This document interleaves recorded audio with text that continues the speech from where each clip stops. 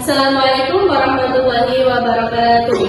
Waalaikumsalam warahmatullahi wabarakatuh. Perkenalkan, nama saya Zainuddin Fatimah dari mahasiswa Universitas Maulana Nahdlatul Ulama Kebumen, Prodi Agroteknologi, Fakultas Pertanian dan Peternakan.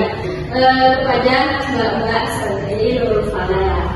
Ya, untuk tema yang diambil dari presentasi atau penyuluhan pertanian hari ini mengambil tema cara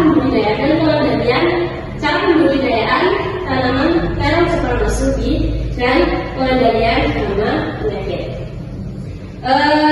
Dari Bapak, apakah ada yang sudah tahu tanaman terong Supermasubi? Tahunya terong biasa ya, terong ungu dan sebagai eggplant dalam bahasa Inggris adalah jenis terong yang berasal dari Jepang. Tanaman ini termasuk dalam keluarga Solanaceae dan memiliki ciri khas buah yang tajam dan rapi. Terong Jepang sering digunakan dalam masakan Asia, termasuk masakan Jepang dan Tiongkok. Buahnya memiliki kulit yang tipis dan dagingnya yang lembut. Tanaman ini juga membutuhkan sejumlah air untuk pertumbuhan dan perkembangan, di mana respon tanaman terhadap kekurangan air untuk tanaman terong Jepang. Kandungan gizi yang terdapat pada buah tanaman terong memiliki banyak manfaatnya untuk tubuh. Kandungan nutrisi buah terong sendiri sangat baik untuk tubuh, yakni 0,4 gram, vitamin C 5 gram, hidrat arang 0,2 gram, dengan total kalori sebesar 26 kalori.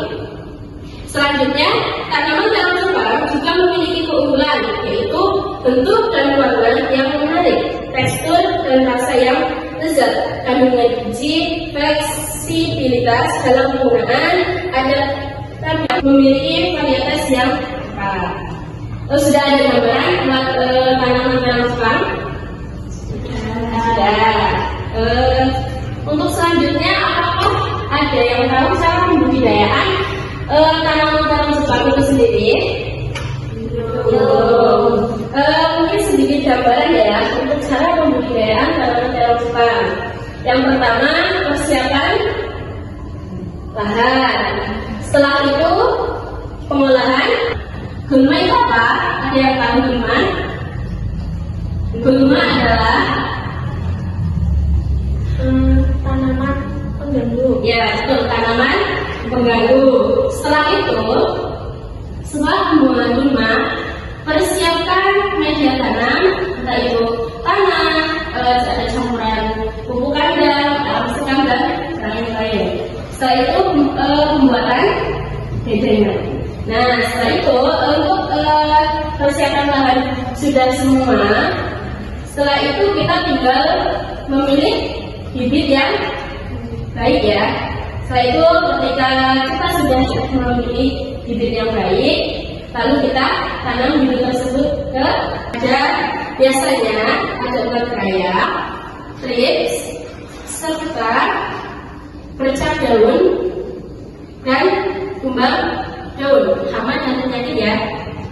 Ada kutu daun. Setelah itu untuk penyakit pada tanaman terong Jepang ada busuk akar, penyakit layu, busuk buah dan jamur daun. Yang menyerang tanaman terong Jepang.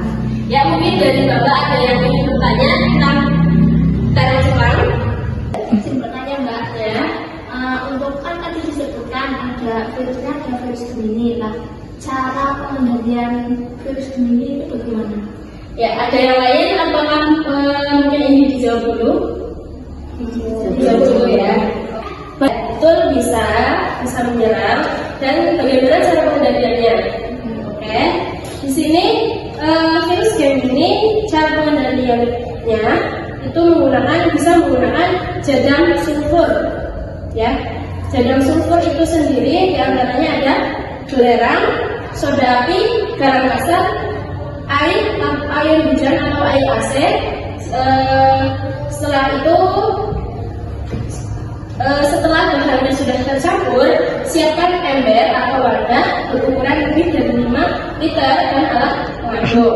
Setelah itu masukkan bubuk belerang, tuangkan soda api, tambahkan 125 garam kasar, tuangkan 2,5 liter air hujan atau air sumur, aduk semua bahan hingga larut. Setelah suhunya mulai turun, tambahkan air hujan 2,5 liter, kemudian aduk hingga rata.